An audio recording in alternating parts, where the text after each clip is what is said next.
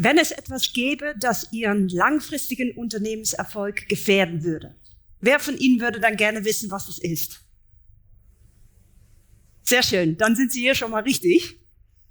Und wer von Ihnen wäre dann auch bereit zu handeln, also etwas dagegen zu tun? Sehr schön, das freut mich auch, weil ich handle nämlich auch täglich.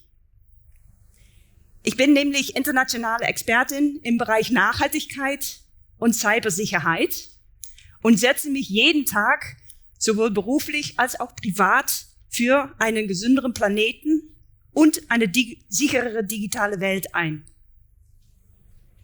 Und was mir dabei auffällt, ist, dass die meisten Unternehmen sich zwar für Nachhaltigkeit und Cybersicherheit einsetzen, aber nicht genug. Zum Beispiel überbeanspruchen wir die planetarischen Ressourcen, die uns hier in Deutschland für 2020 zur Verfügung stehen, schon seit Mai. Und laut dem BSI-Lagebericht von vor 2 Wochen ist die IT-Sicherheitslage in Deutschland weiterhin besorgniserregend.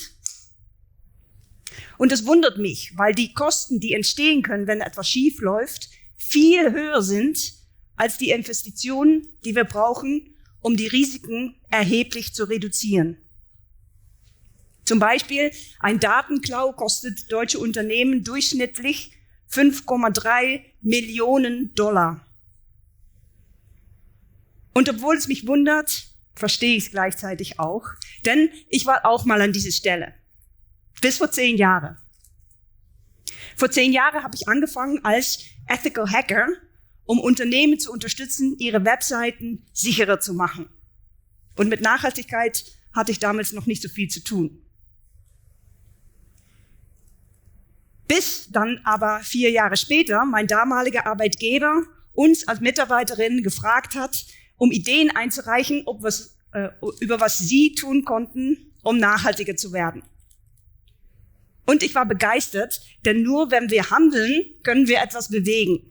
Also habe ich fleißig gebrainstormt über, was das Unternehmen tun kann, um nachhaltiger zu werden. Und dann ist mir aber eine Idee eingefallen, die ich selbst umsetzen konnte. Eine Challenge, um meinen eigenen Alltag 1 Jahr lang jeden Tag auf eine neue Art und Weise umweltfreundlicher zu machen. Und um diese Challenge erfolgreich umsetzen zu können, war es wichtig, die Antwort auf 4 Fragen zu finden. Wofür? Warum? Wie? Und was? Und die erste Frage, wofür, wurde mir immer klarer, je länger ich mich mit Nachhaltigkeit auseinandergesetzt habe. Weil in den Medien hören wir immer über Klimawandel, aber wir haben mit 3 Umweltkrisen gleichzeitig zu tun. Also Klimawandel, ja, aber auch Umweltverschmutzung und Artensterben.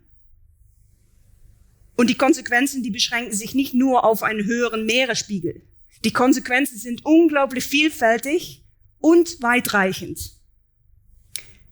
Für wen von Ihnen ist es zum Beispiel neu, dass höhere Temperaturen während einer Schwangerschaft bei ungeborenen Jungs die Wahrscheinlichkeit erhöht, dass das Ende vom Urinaltrakt nicht am Ende des Penis liegt, sondern irgendwo in der Mitte? Furchtbar. Und deswegen ist es in meinem Kopf klar, wie wichtig es ist, mich für Nachhaltigkeit einzusetzen.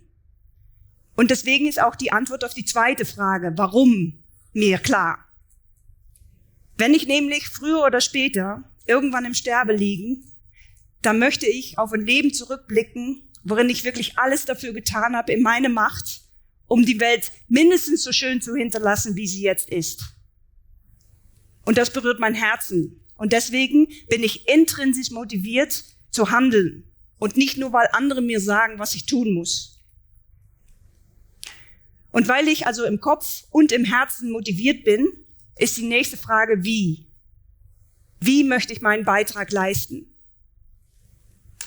Am Anfang habe ich tatsächlich diese Challenge erfolgreich umgesetzt und dabei Menschen über die ganze Welt inspiriert, auch umweltfreundlicher zu leben. Und spannenderweise waren dabei meine Hackerfähigkeiten unglaublich hilfreich, weil anstatt Sicherheitslücken in Webseiten zu suchen, habe ich Nachhaltigkeitslücken in meinem Alltag gesucht. Und natürlich Lösungsansätze. Heutzutage mache ich auch sehr viel Wissenschaftskommunikation, um uns allen in der Lage zu versetzen, aufgrund von wissenschaftlichen Ergebnissen zu handeln. Und da die Antwort auf die dritte Frage, wie, sich entwickelt, entwickelt sich auch die Antwort auf die vierte Frage, was? Was ich konkret tue. Am Anfang habe ich vor allem über Social Media Posts inspiriert. Heutzutage schreibe ich auch Bücher, spreche zum Beispiel bei der United Nations und unterrichte.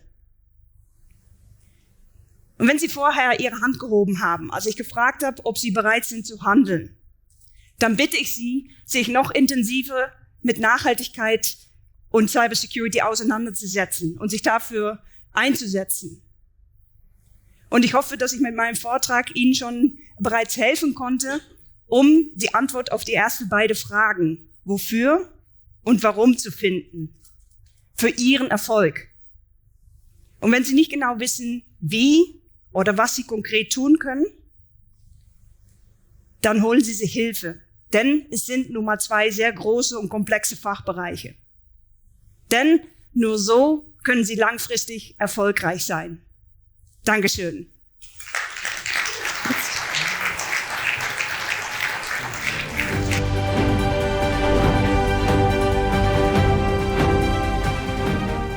Neue Impulse braucht das Land. Du hast eine klare Botschaft, ein Thema, was Menschen und Unternehmen interessiert und sie sicher durch diese bewegten Zeiten bringt? Du bist auf der Suche nach einem perfekten Start in dein Speaker-Business? Dann starte deine Erfolgsstory auf der Bühne des Speakers Excellence Slam. Halte deine 8 Minuten Impulsvortrag vor ca. 300 Personen und werde von den Experten der Branche entdeckt.